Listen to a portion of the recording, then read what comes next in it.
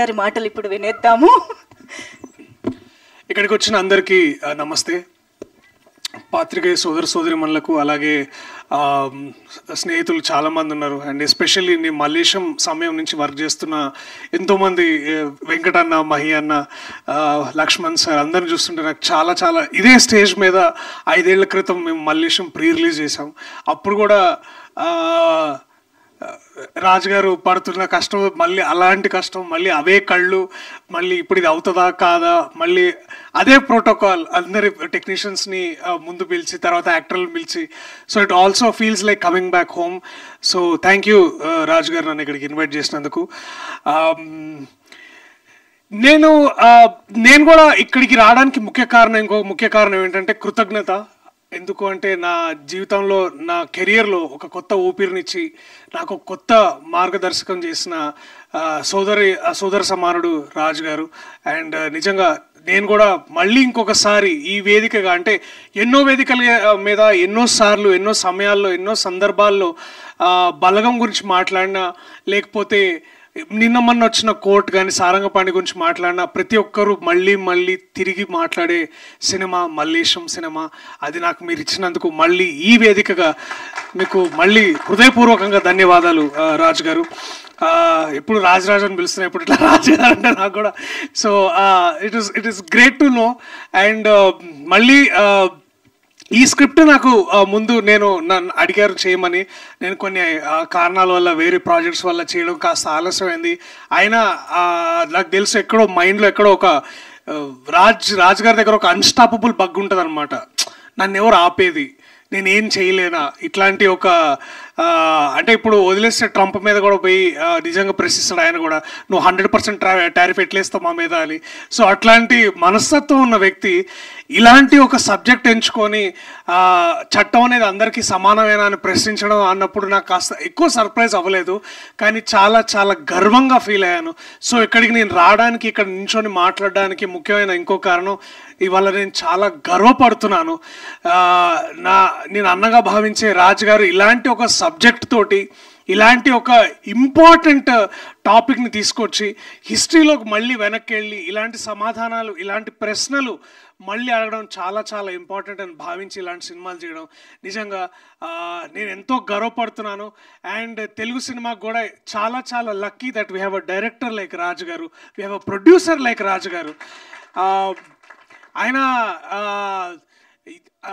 నేను ఇప్పుడు కాదు ఎప్పుడు చెప్తుంటా, ప్రొడ్యూసర్గా ఫెయిల్ అవుతారేమో కానీ డైరెక్టర్గా, ఒక రచయితగా, ఒక మంచి మనిషిగా మనందరికంటే ముందు ఎంతో ముందుండి ఎంతో గొప్పవారు రాజుగారు. ఆ విషయంలో నాకు ఎటువంటి సందేహం లేదు.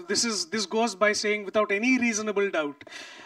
So I'm grateful for films like that. And also ఎక్కడో కాస్త ఈర్ష ఉంది. ఇందాక ట్రైలర్స్ ఉంటే అబ్బా అప్పుడు డేట్లు కుదురుంటే చేసేవాళ్ళం కదా, ఇప్పుడు ఏంది అని అనిపించింది. So I know the potential what you can bring to the stage and to the stories. And ఒక్కోసారి అంటే దాశరథి గారు రాసిన పోయమ్స్ లాగే ఉంటుంది ఆయన లైఫ్ కానీ, ఆయన లైఫ్ స్టైల్ కానీ, ప్రశ్నించే విధానం కానీ, లేకపోతే ఎంతో అంటే ఇట్లాంటి కథలు చెప్పే ముందు వారు ఆ కథని పూర్తిగా వింటారు. అంటే ఇట్లాంటి ఎన్నో కథలు వింటారు, అర్థం చేసుకుంటారు. అవి ఎక్కడున్నా సరే అవి నెగ్లెక్టెడ్ కానీ ఫీల్ అయితే వాటిని బయటకు తీసుకొచ్చి మన ముందు పెడతారు. చాలాసార్లు చాలా అన్కంఫర్టబుల్గా ప్రశ్నలు అడుగుతుంటారు. అండ్ ఆ విషయం మేబీ ఆ డిస్కషన్ అక్కడికి ఆగిపోద్దాము, కానీ ఆ ప్రశ్న మనలో బయలుదేరుతుంది. అలాంటి సినిమానే 23 కాబోతుంది. సో దయచేసి మీరందరూ మే 16ను చూడండి.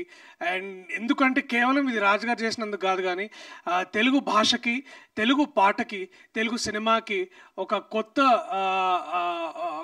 గౌరవాన్ని, ప్రపంచవ్యాప్తంగా గౌరవాన్ని తీసుకొచ్చిన చంద్రబోస్ లాంటి గొప్ప రచయిత ఇవాళ ఇట్లాంటి వేదిక మీద ఉండడం, వారికి నేను జస్ట్ ఇట్లా 1 హ్యాండ్ డిస్టెన్స్లో నించోవడం నిజంగా నాకు చాలా గొప్ప విషయం. అండ్ ఇలాంటి గొప్ప కవి, ఇలాంటి గొప్ప రచయిత మనకి ఇట్లాంటి సినిమాకి పనిచేయడం కూడా ఇది చాలా చాలా గొప్ప విషయం.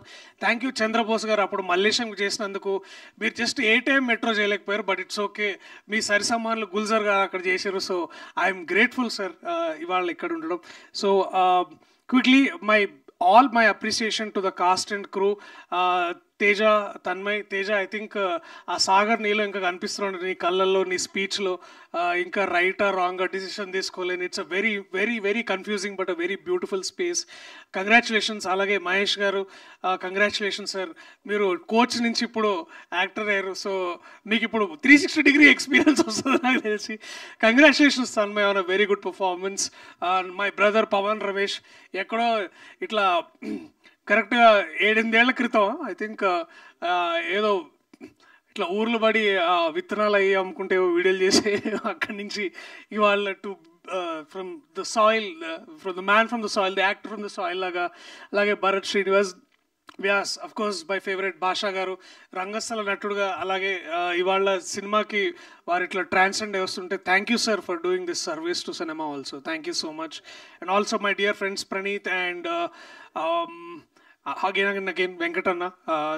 నువ్వు అప్పుడు చెప్పినావు ఈ సినిమా నువ్వు చేయరా దర్శ ఇది బాగుంటుందని, బట్ థ్యాంక్స్ అన్న అప్పుడు చెప్పినావు, సారీ నేను చేయనందుకు.